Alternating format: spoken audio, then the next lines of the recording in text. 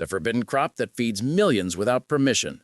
There exists a plant so powerful, so unstoppable that modern agriculture tried to bury it, not because it failed, but because it succeeded too well.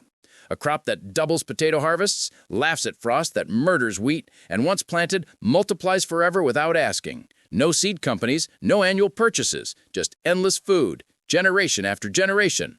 For millennia, it stood as humanity's final shield against starvation. Then, we made it disappear. The reason? Simple. Something that grows without corporate approval, feeds without profit margins, and spreads like nature intended cannot be controlled. And what cannot be controlled cannot be commodified. This is the chronicle of the perennial that witnessed the rise and fall of civilizations, endured 2 global conflicts, and still lies dormant in the earth beneath your shoes. I'm William Scott, and this is Golden Age Gardening. Before we unlock this vault of forgotten knowledge, if rediscovering lost agricultural wisdom matters to you, the most powerful way to preserve these teachings is straightforward. Hit that subscribe button right now, ring the notification bell, and share this revelation with everyone who needs to remember what industrial farming erased. Your engagement keeps this knowledge alive. Plant number 1, the sunroot that crossed oceans. The chronicle begins along the Atlantic coastline of northeastern territories in the year 1605. A French voyager by the name of Samuel de Champlain makes landfall on shores that would eventually become the Massachusetts colony. The Algonquin peoples greet him with ceremonial hospitality. Among their offerings sits a gnarled, irregular root they call Kaishuk, the sunroot. Champlain samples the tuber. His journal entries describe flavors rivaling the prized artichokes of European nobility. He loads his vessel's cargo hold with these mysterious tubers and sets course for France. This is the Jerusalem artichoke, scientifically termed Helianthus tuberosus, the perennial sunflower root indigenous to the Great Lakes region and eastern forest territories. Centuries before European contact, Indigenous American communities understood its extraordinary properties. The Iroquois peoples preserved an origin story. When the Earth Mother perished, giving life to twin offspring, sapling and flint, the first sunroots emerged from her feet, sustenance born from ultimate sacrifice. This specimen towers dramatically, reaching 8 to 10 feet skyward, crowned with brilliant yellow sunflowers that track solar movement. Yet the genuine treasure remains invisible, concealed beneath ground level. Irregular tubers in shades of white, purple, and gold store their energy as inulin rather than conventional starch. Tribal nations spanning from Atlantic shores to Great Plains territories planted it once and reaped rewards indefinitely. The plant propagates through underground rhizomes, creating networks like subterranean veins. A single patch sustained entire villages across generations. The expedition that nearly failed. In 1805, explorers Meriwether Lewis and William Clark faced near starvation, traversing the Dakota territories. Sacagawea, their Shoshone guide, rescued the expedition from catastrophe. She discovered rodent caches, thousands of sunroots gathered underground for winter survival. She excavated them, fire-roasted the tubers, and sustained the entire company. These roots could be consumed raw, delivering a crisp texture similar to water chestnuts, or boiled until tender. They could be processed into flour that remained viable throughout harsh winters. They withstood freezing temperatures, waiting underground, available whenever famine threatened.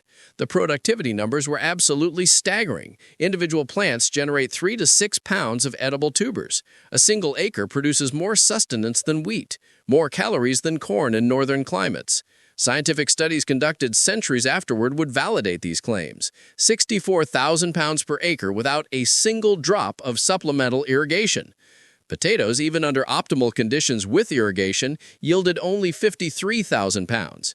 This wasn't luxury agriculture. This was survival incarnate, the foundation itself. If you're finding value in this lost agricultural knowledge, take a moment right now to hit that like button. It helps the algorithm share this vital information with more people who need to rediscover these forgotten crops. When Europe was dying of hunger, when Champlain transported sunroots to France in 1605, the European continent was experiencing widespread starvation. Agricultural soils had been depleted through centuries of intensive farming, and catastrophic famines struck repeatedly every few years. The potato remained feared. Widespread belief held that it caused leprosy and other diseases, but the sunroot spread across Europe like agricultural salvation itself. The French named it topinambur. Italian farmers called it girasole, meaning sunflower. It fed peasant classes, livestock herds, even royal households. It required zero fertilizer, zero maintenance. Plant to tuber in spring, harvest in autumn. Leave fragments in the ground, and the following year a complete crop emerges spontaneously. University agricultural trials conducted centuries later confirmed what farmers inherently understood. Sunroots produced 30,000 pounds per acre. Potatoes produced merely 20,000 pounds. In pure caloric terms, sunroots rivaled corn, the planet's most crucial grain crop. Why industrial agriculture rejected it? However, significant problems emerged. The tubers remained small, knobby, and irregularly shaped, extremely difficult to clean thoroughly, impossible to harvest efficiently with machinery. They spoiled considerably faster than potatoes and couldn't sit in warehouse storage for months at a stretch. Additionally, the inulin content caused digestive gas in populations unaccustomed to consuming it. By the mid-1700s, the potato had triumphed. Larger, smoother, easier to store long-term. It fit perfectly within the systems European civilization had constructed: warehouses, marketplace infrastructure, tax collection mechanisms. The sunroot declined dramatically, reduced to sustenance for impoverished populations and animal fodder, a crop for those with absolutely nothing superior available. In North American territories, European settlers dismissed it as common weeds. They preferred familiar European crops, wheat and potatoes, crops requiring annual seed purchases, crops that could be controlled, taxed, and commodified. The sunroot survived in roadside ditches, forgotten field corners, abandoned properties. But cultivation ceased, value evaporated, just waiting silently underground. Plant number 2, the war root that saved millions. Then global conflict arrived. During World War I, Germany suffered under crushing Allied naval blockades. The winter of 1916 became historically known as the Turnip Winter. Civilian populations consumed rutabagas intended for livestock because potato crops had completely failed. Thousands perished from starvation. Sunroots saved some lives, growing wild in forgotten agricultural plots. They couldn't be blockaded by navies. They couldn't be seized by occupying forces. They simply waited underground for desperate, hungry hands. World War II brought even worse devastation. In occupied France during 1940, Nazi military forces confiscated 80% of all available food supplies. Potatoes were shipped directly to German soldiers. What remained for French families were scraps, sunroots, rutabagas, vegetables previously fed exclusively to pigs. For 4 brutal years, millions survived on topinambur. Civilian populations despised it utterly. The tubers were tiny and extraordinarily difficult to clean properly. Eaten daily, they caused terrible intestinal gas. Still, they kept children alive when absolutely everything else had vanished. The Nazi hunger plan systematically seized food from occupied territories while millions starved intentionally. But sunroots defied control. They were too resilient, too wild. They simply grew. Make sure you're subscribed to Golden Age Gardening so you don't miss future episodes uncovering more forgotten crops that could change how we think about food security. The Netherlands' darkest winter. In the Netherlands, the winter of 1944 became known as the Hunger Winter. 22,000 people died from starvation. The government published emergency survival cookbooks listing wild edible plants, tulip bulbs, and sunroots. Families excavated frozen ground with bare hands searching for tubers. After liberation, survivors refused to consume them ever again. An entire generation permanently associated topinambur with death, with military occupation, with the absolute worst years humanity had witnessed.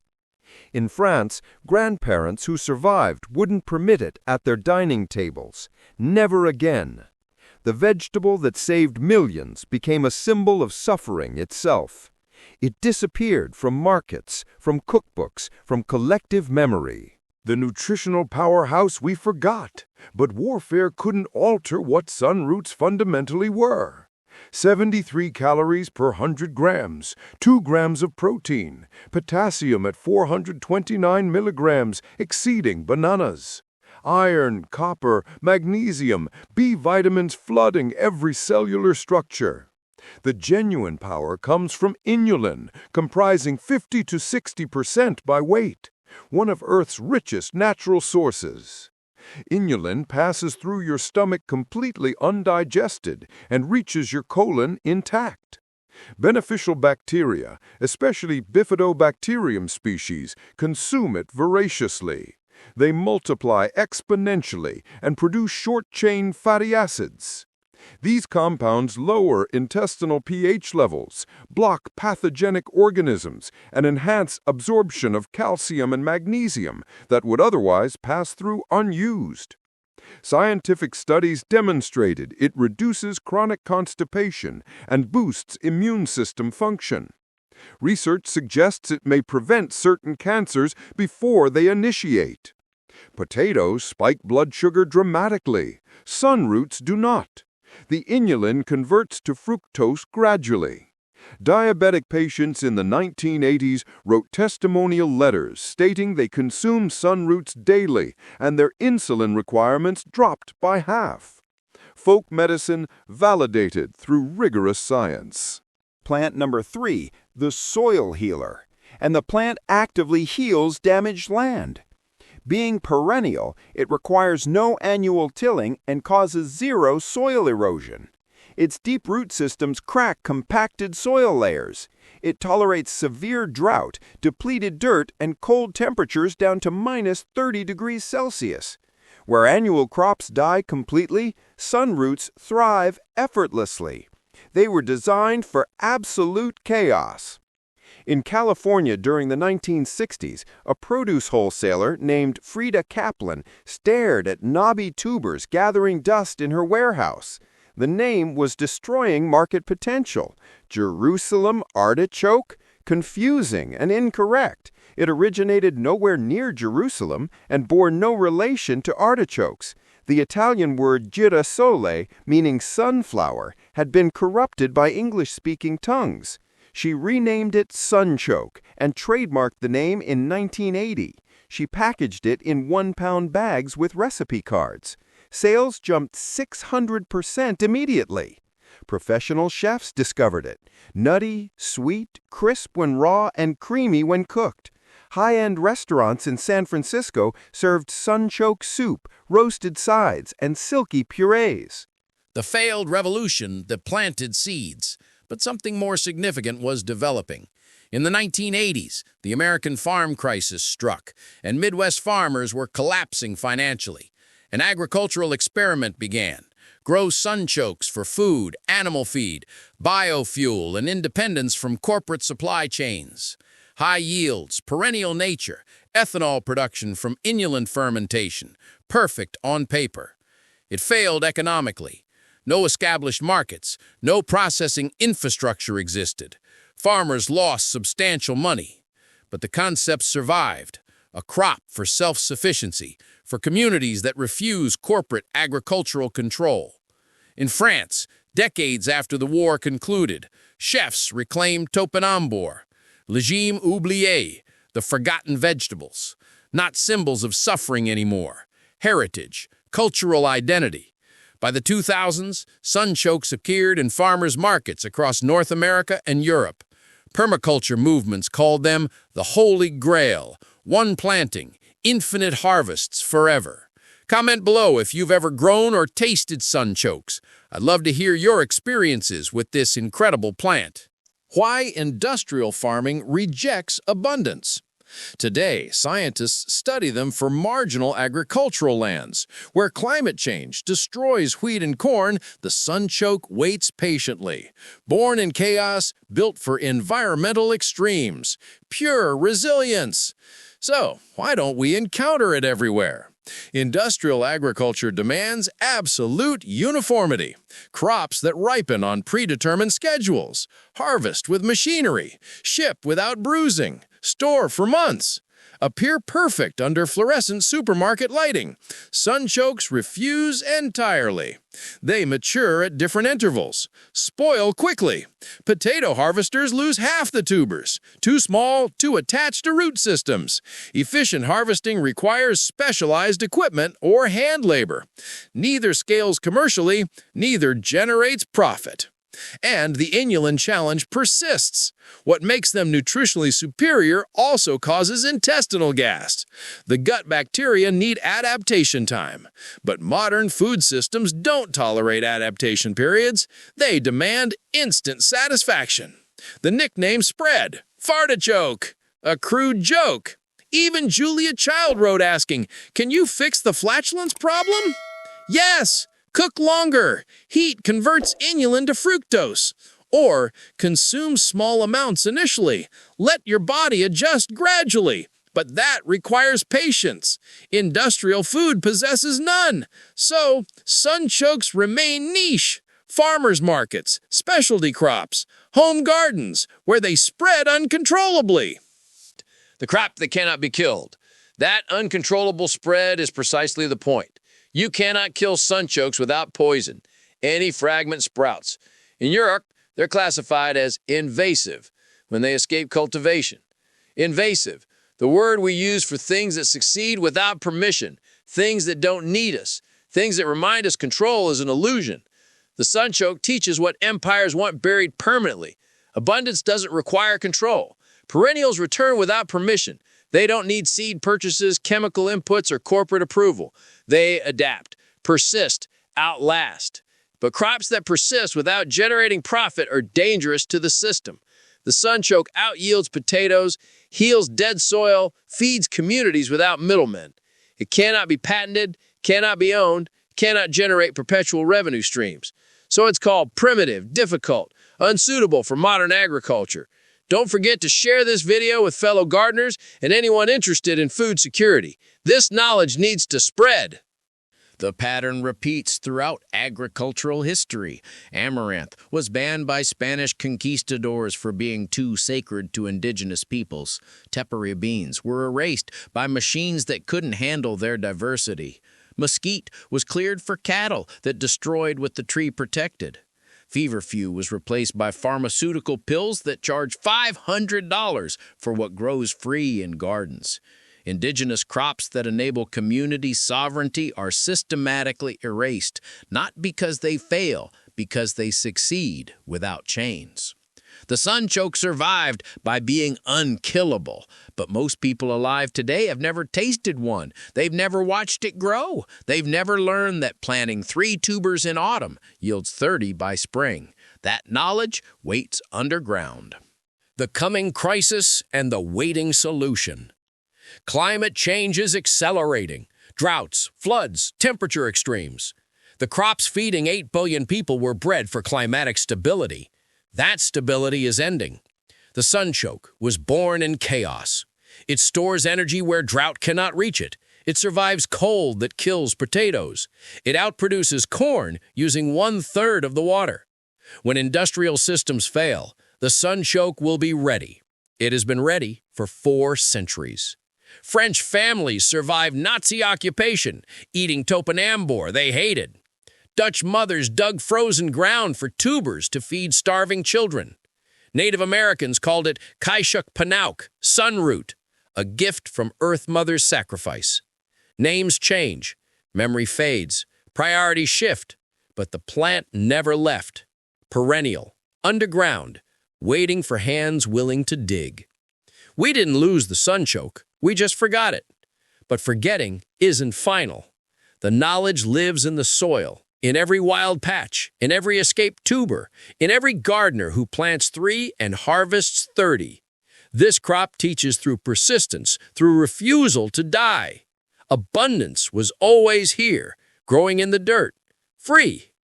If this episode opened your eyes to forgotten agricultural wisdom, subscribe to Golden Age Gardening and hit that notification bell. Every like and every share preserves what they tried to erase. The next vault of lost knowledge opens soon.